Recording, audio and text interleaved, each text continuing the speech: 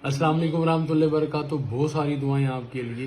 रब करीम आपको हर शर से, हर बुरे लम्हे से महफूज रखे। मुझे भी अपनी दुआ में याद रखा करें। आज मैं आपको ना एक बेहतरीन वजीफा बता रहा हूँ दुश्मन के शर से महफूज रहने के लिए।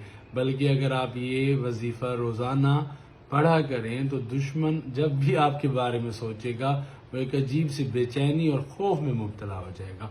उसका दिल आपके बारे में ना हैबत में रहेगा। इंशाअल्लाह ताला ये लाजमी इस वजीफे पे अमल करें, बल्कि इस चीज़ को आप आजमा के देखें। करना क्या है, आपने मगरिब की नमाज के बाद जाए नमाज पे खड़े होकर शुमाल मगरिब की तरफ, मतलब जो कोना बनता है उस सिमत मुंह करके आपने 9 दफा पढ़ना है। या अजीजो मिन कुल्ले अजीज बेहक या अजीजो, या अजीजो मिन कुल्ले अजीज बेहक या अजीजो।